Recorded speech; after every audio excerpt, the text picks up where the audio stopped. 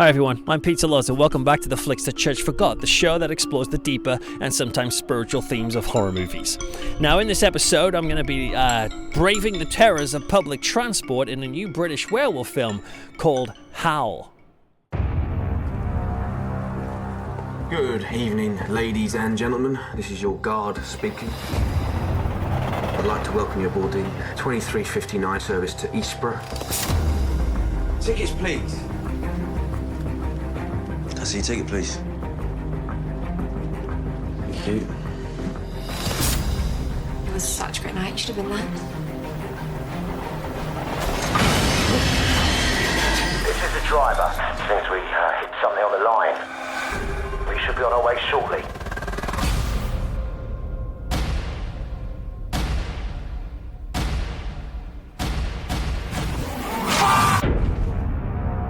We seem to have broken down just outside Eastborough. What does the driver say? Is the train broken down or not? He's working on it.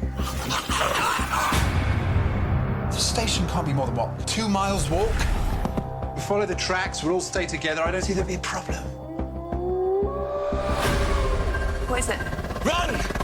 Back on the train, everyone! Go! It's coming!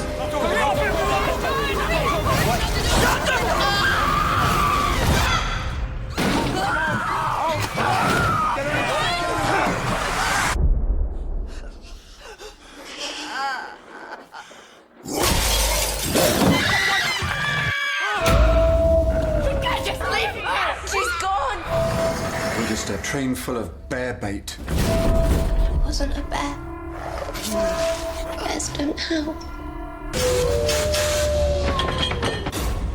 It's back.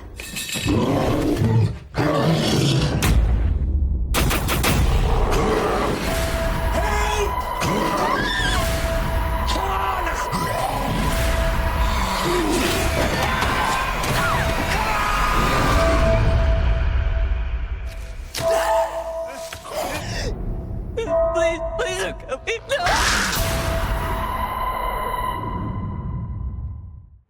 Now, Howl comes from the film director Paul Hyatt, and one of the reasons it works so well and so effective is because it's just such a strong yet streamlined concept. Basically, it's a werewolf movie set almost entirely on the 2359 train service to Eastborough. However, don't let this simple premise put you off. This isn't just a lycanthropic version of Snakes on a Plane. The setting isn't just a gimmick. It's actually a highly effective storytelling device.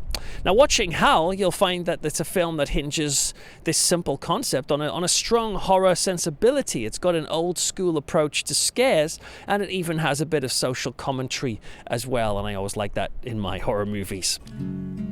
Now, it's the story of a train guard called Joe, who is played by Ed Speelers. Now, viewers might be aware of him from, ironically, the BBC TV series Wolf Hall, and actually he starred in another werewolf movie called Love Bites way back in 2012, so I guess Howl completes his wolfish trilogy. But anyway, here he plays Joe, a train guard and a ticket collector who spends his nights wandering up and down the night train, checking tickets, working for a fictional company called Alpha Tracks. Now, Joe has ambitions. He wants to better himself, but as the film opens, we realize that he's just been passed over a supervisor for a promotion in there, and also that his love life is stalling. He quite likes Holly. It's one of the service staff on the train, but he's not having much luck with her. Joe basically wants to move up in the world, and specifically he wants to get off this train he keeps working on, works higher up in the company. But life keeps telling him, you are stuck on this train. Just in case he isn't fully getting that message, he ends up quite literally trapped on board when one night the train appears to hit something a few miles short of its final stop, Eastborough.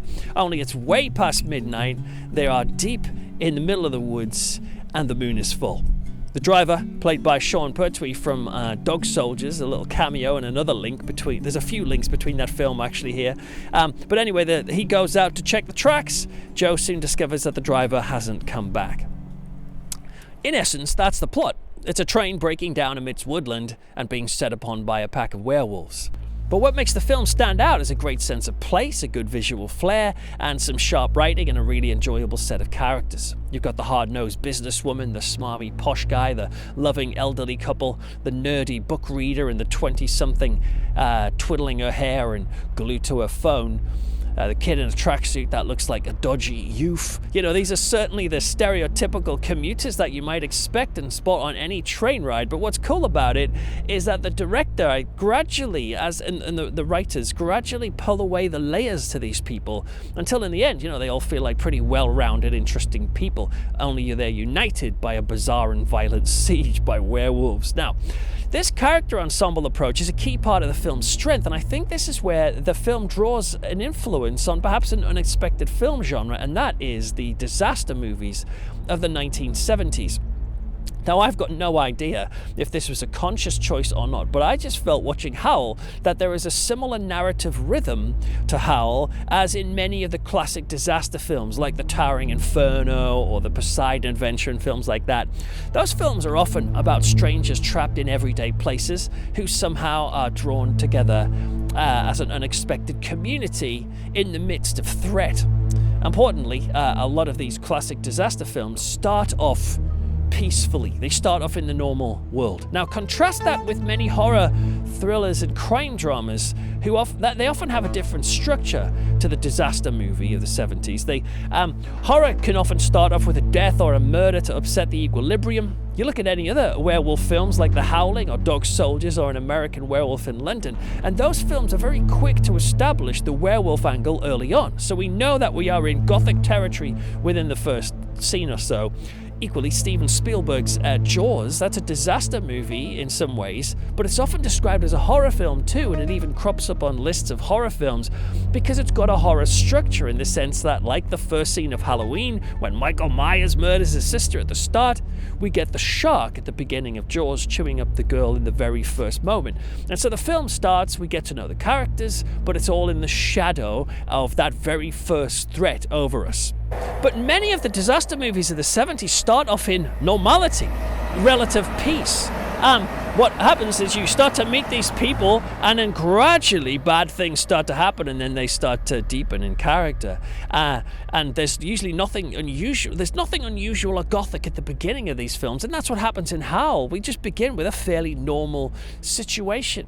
But then the disaster in the movie, the horror starts, and the group of strangers start to work as a team. That's a classic disaster movie idea. But also the true... Wow, that's loud. But also the true character of the people are revealed over time. And I think that Howl fuses these two genres quite interestingly, at least that's what I thought. The film could have easily started with a scene in the woods, some hiker being slashed or something, killed by an unseen growling beast, in the same way as Dog Soldiers started the establishing horror scene with someone in a tent getting attacked, a couple. But Howl starts with the banality of life, the slowly unfolding of horror as we go along. I quite like that approach. Now, speaking as a British person here who sat on many trains, hearing the train guard wander through saying, "Tickets, please," you know, there is something brilliantly normal about the setup to Howl, which I really liked. You know, you sat on the train, there's always the lethargic plunge into the pocket or the bag to pull your ticket out. Like, this is all some like weird ritual, this social ritual we've all got to perform every day if we're commuting. And many people on trains, they just would wish they would be somewhere else. Now, Howl captures this atmosphere very well and thankfully spends time on it so that when the strange, crazy werewolf stuff kicks in, you don't just feel invested in the people, you crucially feel invested and connected with the situation. You can picture yourself on that train under attack. Now, setting all of this on a train, of course, does make the film feel claustrophobic, but I was actually quite pleased that the director, he doesn't push the claustrophobia button too hard.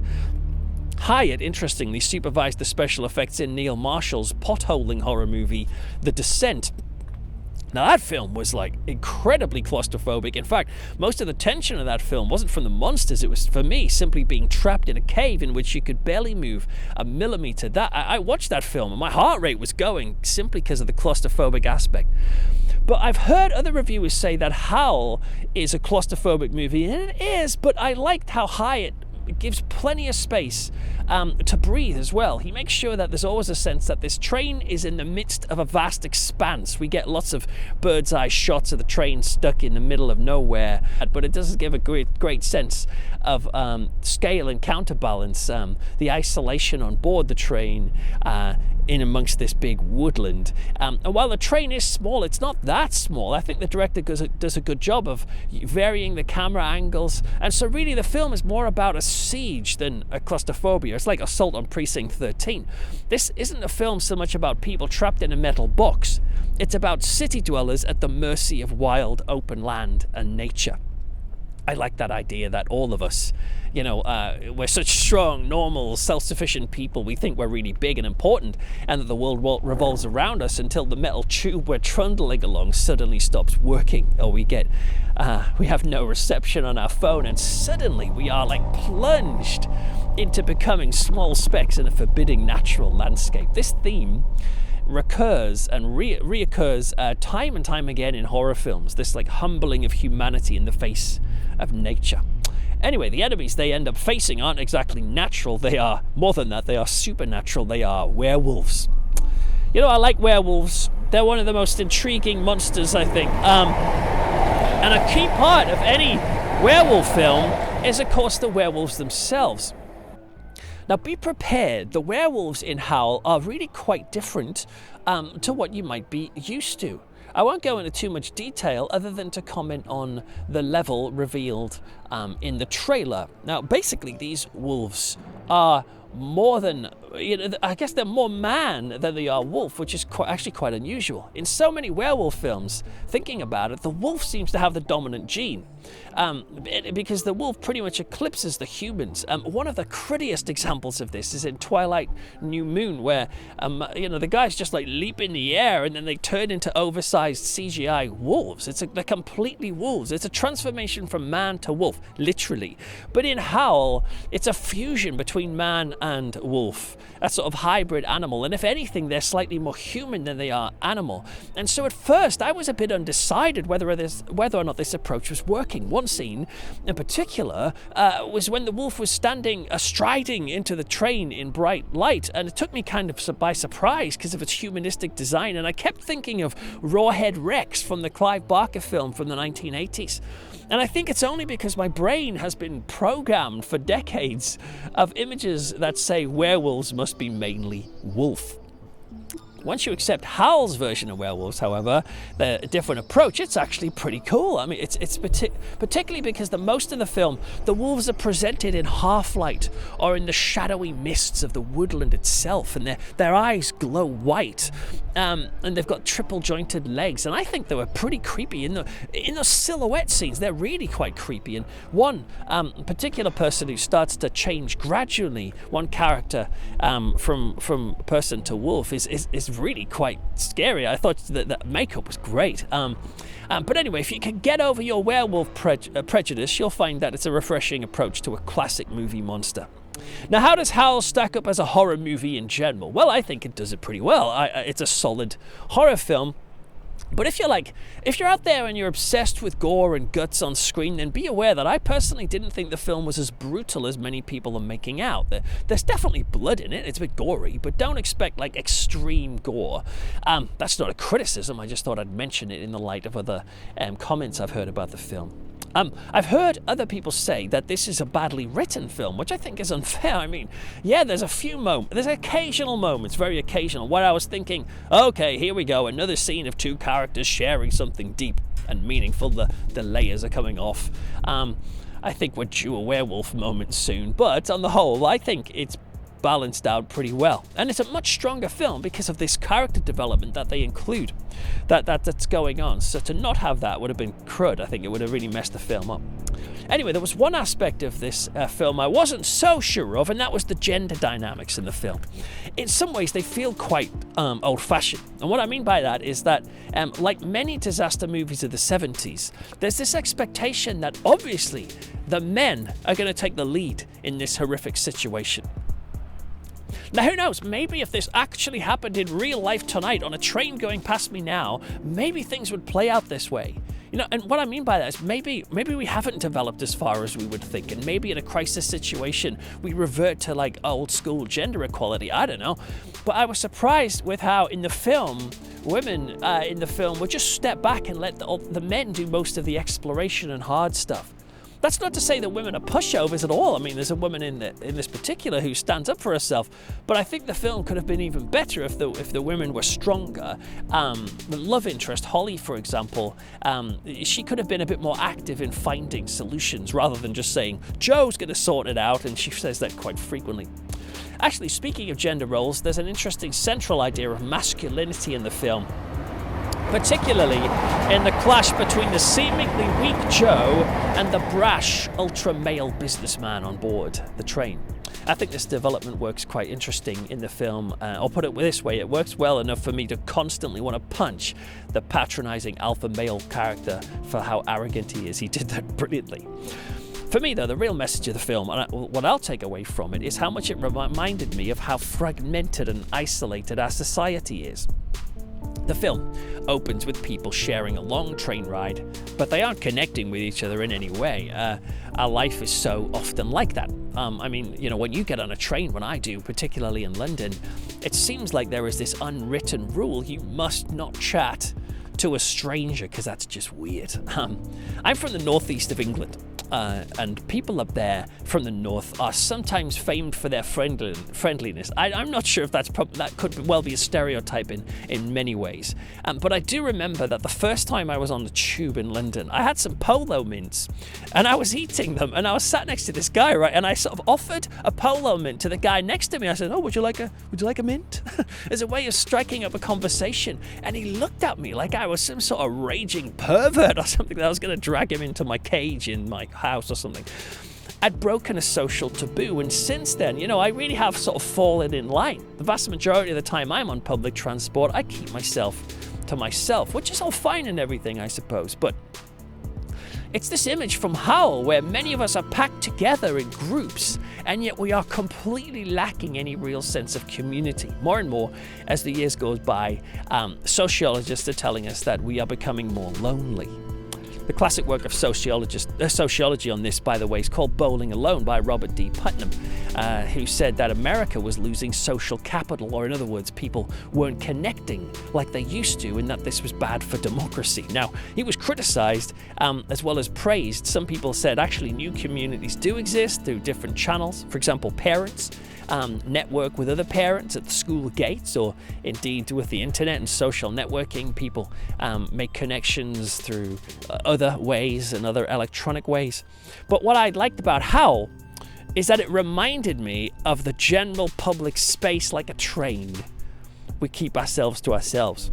It might make for an easier life, but in some ways I think it's a less rich life. At one point in Howl, one of the commuters, I won't tell you who, but they fall victim to the wolves, and later one of them turns to another one and says, "Did you know her name?" And she just sort of shrugs in response, and it's like a guilty shrug. To think that there's people in our lives right now next to us every day, even the person who lives next door to you, you may have no idea what they're called, that we're completely unconnected. And sadly, one of the few things that seem to draw us together is suffering. It's tragedy. You see this with trauma or natural disasters. You see small communities developing after a bombing or a tornado or an earthquake. And there's something about shared suffering that brings society together, or rather, certain pockets of society together. And suffering can even bring people together who previously hated one another. I'm conscious that the Bible tells me to live my life loving my neighbor and myself, and also to love my enemy even. Now, these are hard words, and yet I can't help but think that society would be like a lot better if we tried to follow them. I remember once I lived next door to an old Spanish guy, Spanish man, and he didn't speak much English, so he was quite difficult to speak to in some ways. But anyway, one day I decided to knock on his door, and I asked him if he felt like popping around my house for a cup of tea. And I was like, is this going to sound weird, like I'm Dennis Nielsen or something? But I just invited him, and he said yes, of course, and he came around. To be honest, I didn't understand a lot of what he said, but we had a cup of tea, I gave him a biscuit, I had a biscuit, we just sat and chatted, and I felt so much better after doing it. It felt good. The isolated commuters of the 2359 to Eastborough become a tight-knit community in the space of a few hours. But the facilitators of that are a pack of marauding werewolves. I guess I'd hope that for me, and maybe for you too, we won't want to wait till a lycanthropic attack before we smile at the stranger, or say hi to the neighbor around us, or at least find out what their name is.